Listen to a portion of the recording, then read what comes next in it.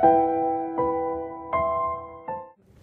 Michael, how are you? Good, how are you? Thank you very much. I would appreciate if you can elaborate on a few things, in terms of the green investment.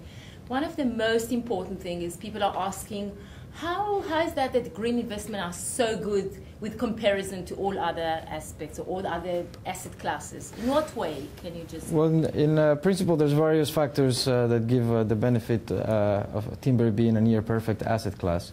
One of the most important factors to take in consideration is the biological hedge that trees have. Studies have shown that 65 to 75% of the return that can be realized on this investment are purely based on the natural growth of the trees, regardless of the timing or market concerns. And this is a very important factor to consider when you're investing. It's the natural biological hedge as a tangible asset, and this provides a lot of assurance to the investors. In addition to that, we can look into other factors. For example, in today's market, the current demand. Emerging markets such as India and China, at the present are having a greater level of demand. China used to be the third importer of timber just 3 years ago. Now they're number one importer of timber.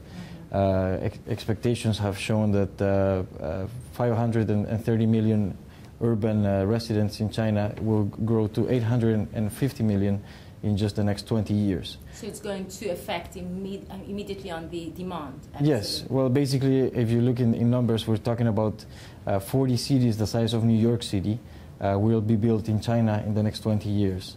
And obviously wood has to come from somewhere. And this goes to my third point, which is population growth. Also, statistics have shown that for the last 50 or 60 years, the demand of timber is parallel to population growth. The more people there is in this planet, the more need we have for wood. We are at the moment sitting in a table that is perhaps built with wood. Every person uses a product of the forest on a daily basis. And nothing is showing that we're going to stop growing. We're going to remain in this planet for a longer time. If we take care of it, I believe we'll be for much longer. And can you also talk about the returns? People are saying it's great to have this green investment in terms of the ecology, the global warming, all those aspects, but at the end of the day, they want to know what do they have at the end of the day, in terms of pocket. I understand. And in terms of the investment, is a very lucrative investment as well. Obviously, it is a long-term investment. We recommend this for a retirement side or a pension side of investment. The returns that we have expected range between 10 to 16%, depending on the timber portfolio. The reason I'm saying timber portfolio is because we invest in various species in different geographical regions in Latin America. We invest in Honduras, in Costa Rica, in Argentina, and other regions, and the species vary as well. But I said a return on a 16%, 15 to 16% is the average return that the טיק, for example, can offer. Mm-hmm. And the טיק is a very, as you said, lucrative and very special. How does it implemented in this industry? The טיק, the tree itself is so special. It's so. Well, basically, טיק. In comparison to other trees, for example. Yes. Well, טיק is known to be the king of woods. It's one of the most solid types of hardwood available in the planet. And one of the major uses for טיק is the boating and the yacht industry. The reason being because טיק is so dense that it won't rot with water.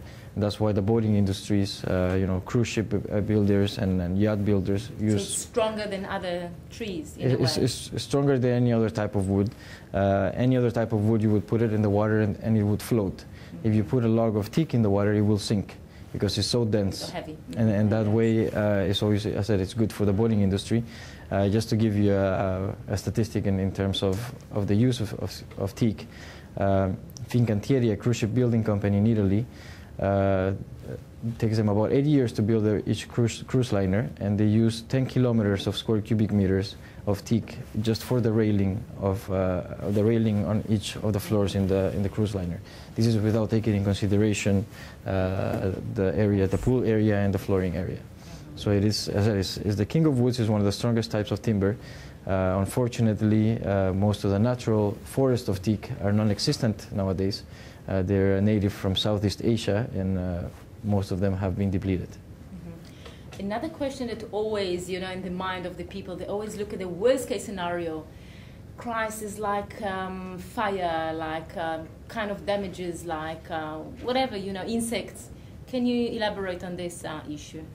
Well, in terms of insects and pests, a managed forests are different than aboriginal or natural forest. I know that, and when we experience forest fires all over the planet, I know that here in Israel there was one big one last year, just last week. One started in the United Kingdom, and a managed forest is a forest that is being preserved and being managed on a daily basis. We provide, we have a team of that is in the plantations on a daily basis. So they stay in the premises? They're in the premises, but also the area is being cleaned, is being thinned. We have proper security. This is a properly managed forest, and that is different than aboriginal forest, in which anything like this can happen and nobody will really act on it until a great forest fire has taken place. For example, in North America, one of the biggest forest investment areas of softwood, under 125 billion of forests that are being managed, only less than 1% have ever been affected by insects, floods, or forest damage. And this just shows the difference. Yeah, this will show how different it is, the risk that you will have on a properly managed forest than the risk there is for a forest fire or a pest in an aboriginal forest. Can you just talk a little bit about the what, in event of something really happened, what measures do you take in order to compensate the client? Well, as I said, we try to give the most assurance as possible. As I said, we're giving state-of-the-art service and maintenance to the project. However, if something happened, you replace it. However, we cannot predict if there will be a volcano eruption or an earthquake. And for that case, we have set up what we call Act of God insurance, in which during the entire cycle of the investment, if there were any type of incident like this, we would have an insurance policy that will protect the investment. Great. Yeah, that sounds. Okay, I think that we cover most of the concern and the question, and I really like to thank you for coming to Israel and, you know, talk about the green investment, especially the টিק one, which is really an amazing investment for the long term, for the long run, and I hope that we'll have lots of business together. Thank you very much. Thank you.